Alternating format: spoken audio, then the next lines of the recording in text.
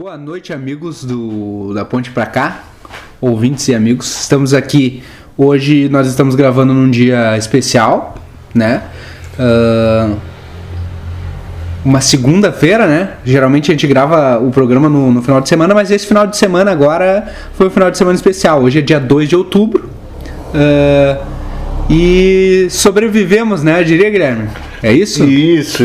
Estamos aí com mais um programa. A gente resolveu gravar pós-eleição do Conselho Tutelar, que era uma coisa que a gente sempre estava cobrindo e acompanhando e aconselhando e falando tudo sobre isso. A gente acompanhou muito essa eleição. Acho que foi a nossa primeira grande cobertura, talvez, né? Só aqui você, né, teve informações concretas sobre a eleição do Conselho Tutelar em Alvorada. Assim como em todos os municípios do país, né? Isso. Mas especialmente aqui na nossa terra, né? Isso. E a gente, acho que foi a pauta mais significativa e por isso que a gente esperou ela terminar essa eleição para votar e trazer essas informações fresquinhas para o nosso público, né? Em primeira mão, eu diria, né? Isso. É que tudo depende do dia que a gente está e botar o programa no ar, né? Porque existe essa possibilidade de ter um atraso também. Mas é o primeiro podcast sobre Alvorada que cobriu o Conselho Tutelar que está sendo lançado. Ah, isso com certeza. Então vamos pra lá, vamos pra próxima pauta? Vamos lá. E vamos começar, então, pela pauta mais importante aqui do nosso dia aqui, né? A eleição do Conselho que aconteceu ontem, dia 1º de outubro de 2023. E trazendo mais informações, o Gui vai dar um panorama geral do que foi essa eleição. Ele que acompanhou em loco a apuração ontem, né? Isso. A eleição, como todo mundo sabia, ela acontecia no dia 1º de outubro. É uma eleição que estava sendo muito aguardada. A gente sabia que tinha a questão que aconteceu de um conselheiro desse mandato, que tinha a questão do assassinato da menina Mirella, desculpa. E a gente sabia da ansiedade que muitos estavam e nas dúvidas que muitos estavam como é que seria esse pleito. Teve um aumento do número de eleitores, né? Na última eleição tinha sido pouco mais de 11 mil votos, esse ano subiu para um pouco mais de 14, e essa era a primeira eleição que elegia 10 conselheiros, ao invés de 5. Na outra eram 5 e os outros 5 acabaram assumindo uma mudança na lei.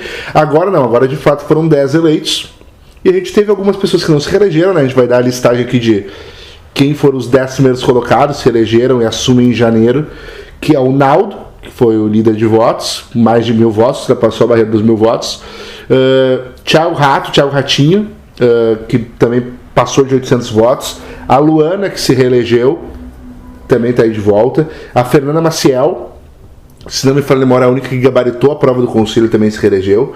A conselheira Beth também se reelegeu. Kátia Silene. Conselheira Beth. Ela já veio como conselheira Beth, né? A Kátia Silene, que se elege pela primeira vez. Wanderson, que se elege pela primeira vez. Luiz Felipe, que se elege pela primeira vez. Diego Armiliato, que foi para a reeleição. E Lázaro, que se elegeu pela primeira vez. Esses foram os 10 conselheiros eleitos para o próximo mandato, que começa em janeiro, né? Uma eleição que era muito aguardada e que teve algumas mudanças, né? Teve conselheiros como, por exemplo, o Fábio Medeiros e o André Lutz, que não se reelegeram. Teve um outro conselheiro de nome Lázaro que não correu a reeleição. A Carmen correu a reeleição. E a gente teve alguns conselheiros que o conselheiro Nene, que infelizmente não assinou a prova, né? Também não se reelegeu, né? Porque ele então estava fora do páreo, né? Isso. E a gente teve aí uma eleição com algumas surpresas para quem estava acompanhando esse pleito. Obviamente que é difícil a gente acompanhar toda a cidade, né? Daqui a pouco, como a gente aqui, o Matheus é morador da Serra, eu sou morador da Americana, a gente acaba pegando um cenário da cidade daqui. Daqui a pouco, lá, se a gente fosse lá para Aparecida, lá para Intersul, a gente teria uma outra leitura. Alguns nomes que foram eleitos nos surpreendem, né, Matheus? Ah, exatamente. Bem como tu falou, né? A nossa equipe de reportagem, ela é diminuta, né? Então a gente não consegue ter braço para acompanhar assim tão ostensivamente a coisa, né?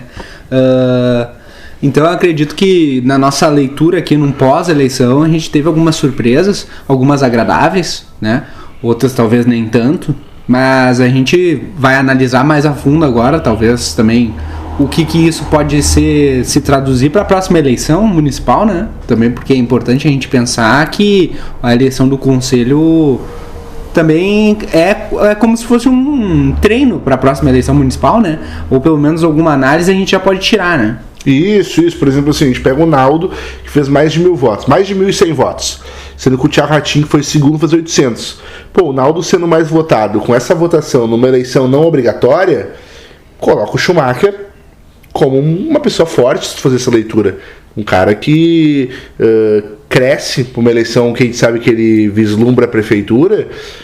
Pô, ele conseguiu eleger o conselheiro dele muito bem. Quando o antigo conselheiro dele, que era o André Lutz, não se reelegeu. Então, tipo, ele conseguiu transferir os votos dele. Organizou bem uma campanha.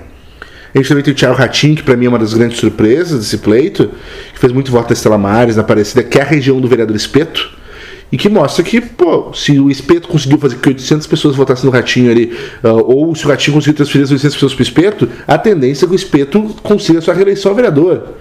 Por outro lado, a gente sabe que a Andressa Feula era candidata a Neuza Abruzzi nessa eleição. E a Andressa não conseguiu ficar nem entre os 10 suplentes. Neuza Abruzzi, que é postulante a sucessora do prefeito Apolo. Né? Isso. Então isso já mostra, pô, que leitura que se faz, que leitura que o prefeito Apolo, que a cúpula do MDB vai fazer Fábio Medeiros, candidato à reeleição, era do MDB, não conseguiu se reeleger. Andressa Feula, candidata a Neuza Abruzzi, não conseguiu se reeleger. Não conseguiu se eleger, desculpa, ela estava no primeiro mandato. Pô, mostra um MDB daqui a pouco enfraquecido. Ao mesmo tempo elegeu a Luana de novo, que tinha o apoio do prefeito Apolo, teve apoio do prefeito Apolo na última eleição e teve de novo. Então a gente vê algumas leituras que podem ser feitas. O PT conseguiu colocar uma candidata de novo, que é a Cátia Silene. O Leandro Tudo apoiou eles, tem outras famílias conhecidas do PT em Alvorada que apoiaram a Cátia Silene. Famílias tradicionais de Alvorada, né? Isso, então a Cátia Silene também conseguiu entrar, mostra que o PT também está forte na cidade. PT que poderia estar prejudicado pela imagem do Leandro Brandão, que tinha sido candidato apoiado na última eleição, né? Então, são leituras que se fazem. De novo, a gente tem candidatos da igreja sendo eleitos. O Wanderson é da igreja, o Lázaro é da igreja. A gente tem o Luiz Felipe, que é o candidato que era do Skin, trabalhava no gabinete do Skin. A gente tem candidatos de vereadores que não se elegeram, por exemplo, o candidato Cássio Ferri do Preto não conseguiu se eleger. Candidatos de outras pessoas também não conseguiram. O candidato da vereadora Nadir, que já fez uma votação muito fraca, o vereador na última, o candidato também não conseguiu entrar. Então a gente tem algumas leituras que fazem a gente projetar 2024, mas isso sem tirar a importância que a seleção do Conselho tem, né? Ah, sim, ela por si só já seria super importante, né? Mas a gente sabe que existe, né? Ninguém entra numa aventura, né? A querer ser conselho tutelar sem um apoio por trás, né? Até porque, assim, é bom a gente frisar pro ouvinte que 1.100 votos, às vezes, é uma votação para vereador, né? Que garante vaga de vereador dependendo da coligação que está sendo trabalhada ali. Então é, sim, um feito muito interessante, né? Pro Schumacher, né? Eu garanto que eles devem estar bem felizes com a votação, porque isso, querendo ou não, é um termômetro para as urnas, né? E, como bem tu falou, né? Acende uma luz, pelo menos amarela, na campanha da Neuza Abruzzi, porque o candidato que foi, querendo ou não, foi uma votação pouco expressiva, né? Pouquíssimo expressiva para quem quer ser prefeito de Alvorada. Não consegui ficar nem entre os 20, né? Nem entre os 20, né? O que é... Eu, pelo menos, se trabalhasse num gabinete da Neuza Abruzzi, eu ficaria preocupado, né? É a leitura que eu tenho aqui, eu, Matheus, como pessoa. Sim. Não, acho que o Schumacher é a figura que sai mais fortalecida desse pleito. E eu acho que depois o Espeto. O Espeto que não tem uma tradição tão grande, né? Isso, tá no primeiro mandato dele, é vereador. Né? E todo mundo não, mas uma grande parcela poderia pensar que ele seria um vereador de primeiro turno. De um turno só, né? De um mandato só. O mesmo pensamento muita gente tem do Daniel Bordim, que conseguiu eleger o candidato que está apoiando também. Daniel Bordim também apoiava um candidato. Muita gente também dizia que ele seria um vereador só de um mandato e conseguiu eleger o conselheiro dele. Então o Espeto e o Bordim são pessoas com uma trajetória política menor, conseguiram eleger seus candidatos. Acho que são cenários que vislumbram uma eleição tranquila para eles. Mas eu acho importante também destacar, Matheus, que agora esses conselheiros eleitos, cabe a gente cobrar que eles se formem, que eles façam as formações, que eles executem o papel do conselheiro tutelar sem vícios políticos. Não é porque candidato A, candidato B teve apoio de candidato A ou candidato B que ele tem que misturar as coisas. É muito importante que o conselheiro entenda que ele está atendendo toda uma população. E a criança e o adolescente é uma população que não tem, muitas vezes, quem os defender e quem dá voz. Então, já se misturou no processo eleitoral, que por si só é errado misturar a questão política partidária com o processo eleitoral do Conselho. mas que não se deixe isso misturar nos próximos 4 anos, né? Sim, isso é uma coisa que a gente já bradava há muito tempo aqui no podcast, a sensibilidade que esse cargo necessita, né? Então que os conselheiros que foram eleitos consigam fazer exercer a função do melhor jeito.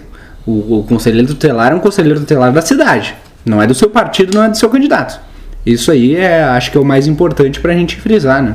Isso. E agora cabe a nós, e nós vamos seguir fazendo isso, fiscalizar isso e analisar no futuro o impacto que essa eleição teve.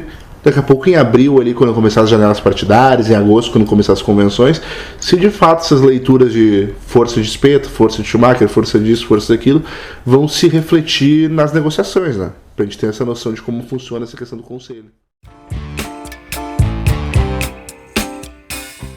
A nossa segunda pauta é as cheias, né, Matheus? A questão do impacto dessas cheias na nossa cidade, né? Que infelizmente continuam acontecendo, né? Querendo ou não, a chuva deu uma trégua de pelo menos alguns dias aí. E a tendência é que não tenha mais uma chuva tão forte quanto teve. Porém, a gente sabe, né, que passa ali pela Americana quase todo dia, que ainda tá cheio de água ali, né? Ainda tem muita família atingida, muito local que está intransitável. E, infelizmente, ainda o nosso município sofre com essas cheias. Isso, na quinta-feira passada, o número era que tinha 1.037 famílias atingidas. E na quinta-feira passada, quando se fecha as comportas de Porto Alegre e tudo mais, a água chegou na esquina da Coelho Neto com a Anitta Garibaldi. Era um lugar onde não tinha chegado água ainda, do nível de trancar o trânsito, eu tô dizendo, né? Fora, para quem conhece a Marquês de Pombal, para acessar a ponte do Rio Feijão também tinha sido mudado o trânsito e tudo mais. Porque por mais que pare a chuva, os outros rios ainda estavam cheios, né? A água precisa correr, né? Quem passava pela ponte do Rio Feijão via água parada, a água não estava correndo, porque não tinha como desembocar no Gravataí em outros lugares. Obviamente já faz alguns dias que não chove, a água está baixando, coisa boa. Tomara que logo essa água baixe, as pessoas possam voltar para suas residências, mas é preciso ter um debate mais amplo, e daí a gente não sabe se é o DIC, se é a retirada daquelas famílias e levar para outro lugar, transformar aquilo numa área verde.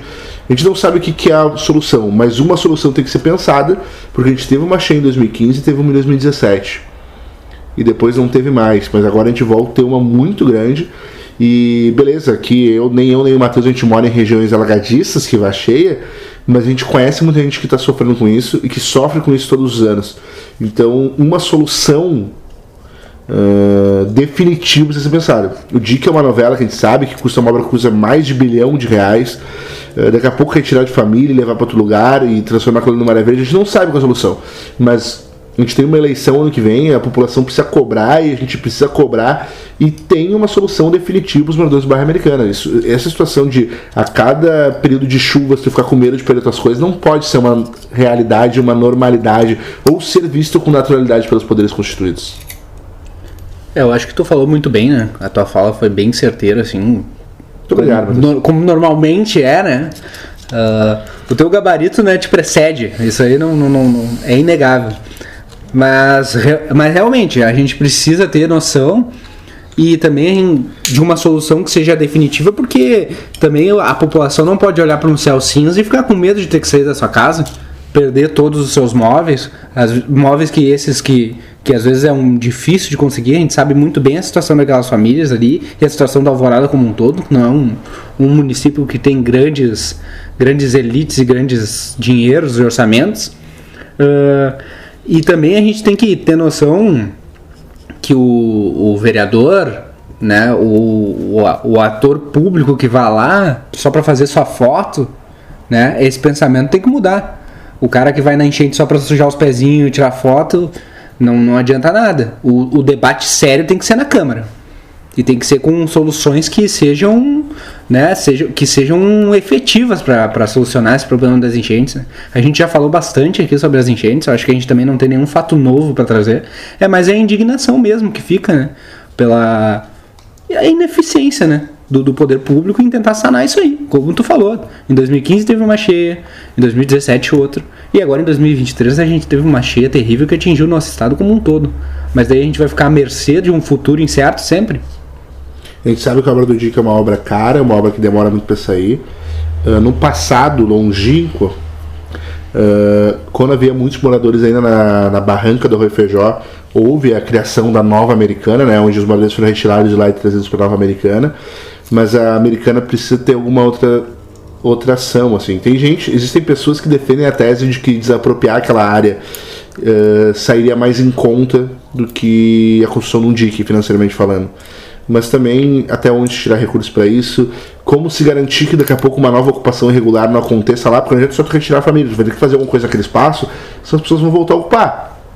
A gente sabe que a política habitacional no Brasil não é das melhores, que existe uma defasagem muito grande. A gente conhece várias ocupações irregulares no município. Aqui a gente grava na Cedro, muito próximo da Salomé, tem a ocupação 1º de Maio lá, que está na justiça, eles brigando pelo espaço deles.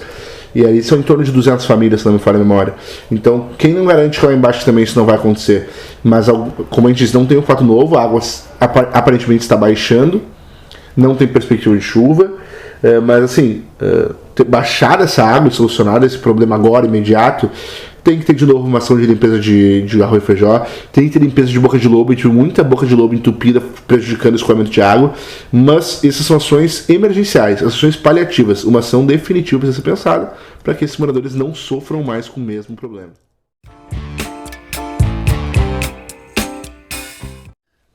Mais uma pauta agora ligada à cultura também, alguma coisa que a gente fala bastante aqui, a gente já frisou, já falou, e é uma coisa que é para o desenvolvimento do nosso município, né? A gente também só não fala só de coisa ruim aqui, né, nesse podcast. A Alvorada também tem coisas boas acontecendo, e é importante a gente pontuar essas coisas boas. Aparentemente saiu os editais da Lei Paulo Gustavo, é isso? Guilherme, tu pode falar um pouco mais para nós o escopo dessas coisas? Tu que é um agente cultural aqui da nossa cidade? Isso foi publicado hoje de manhã pela prefeitura, os 2 editais da Lei Paulo Gustavo de Alvorada, tá? Um edital exclusivo para o audiovisual, que era uma coisa que a lei já previa, né?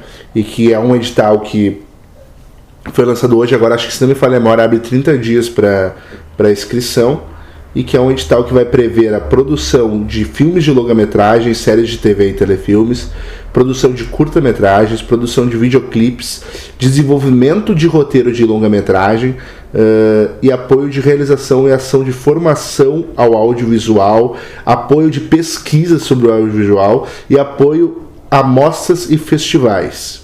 Esse edital ele prevê um longa-metragem de R$180 mil,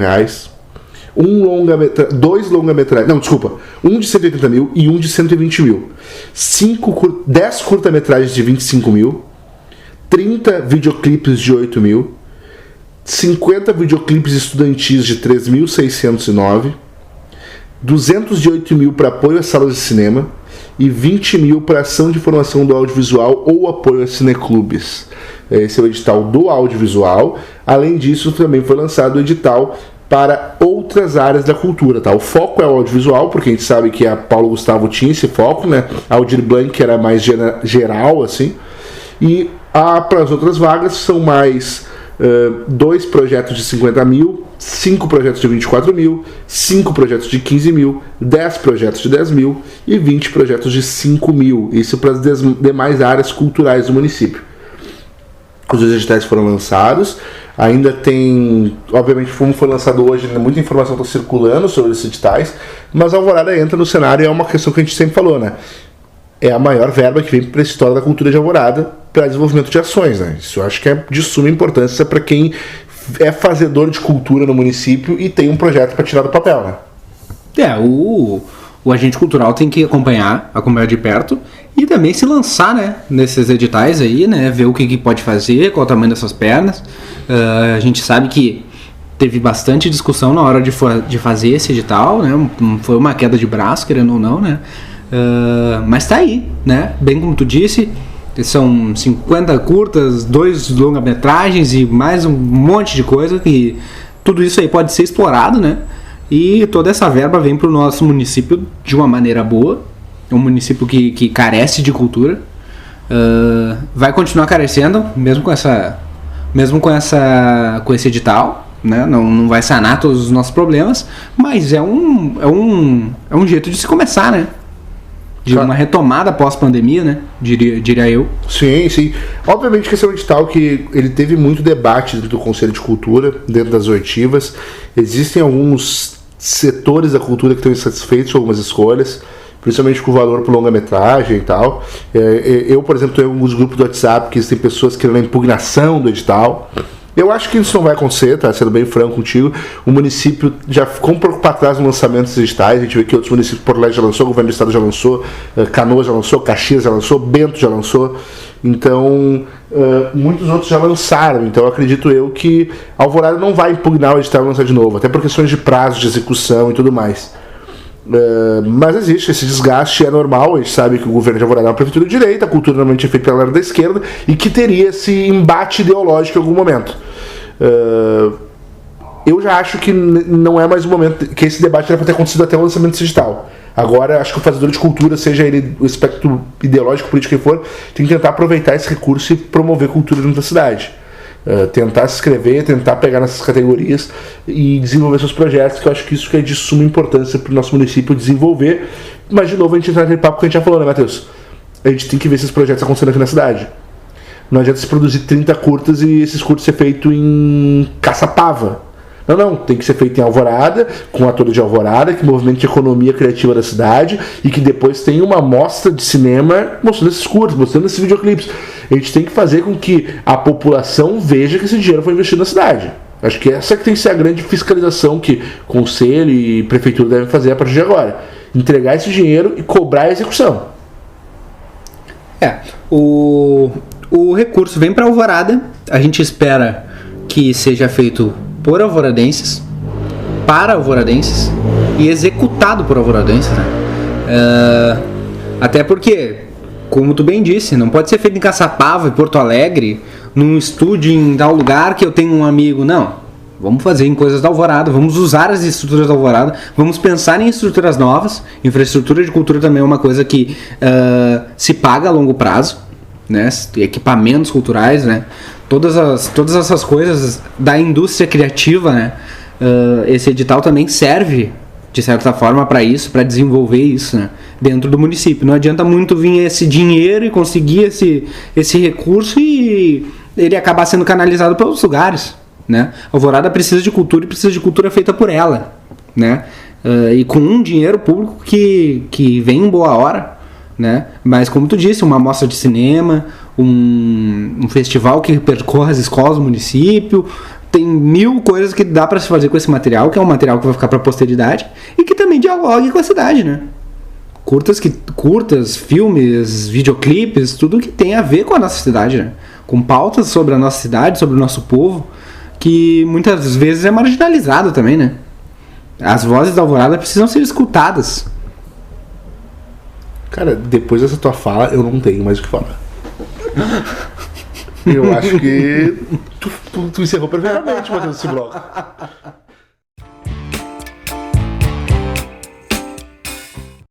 Esse foi um episódio mais voltado para a eleição do conselho, que a gente já vinha falando, né? A gente até mudou o dia de gravação para poder falar mais sobre isso, né? Repercutir também essa eleição e com alguns avisos, né? Um aviso para o poder público sobre as enchentes e um aviso para você, fazedor de cultura da nossa cidade, né? Eu acho que a gente conseguiu abordar. São pautas que já foram faladas várias vezes aqui no podcast, porque é o que acontece no nosso município, né? As coisas vão se desenvolvendo aos poucos. Mas acredito que a gente conseguiu, pelo menos, dar uma pincelada no que foi essa eleição do conselho. Claro, tá tudo muito fresco ainda, né?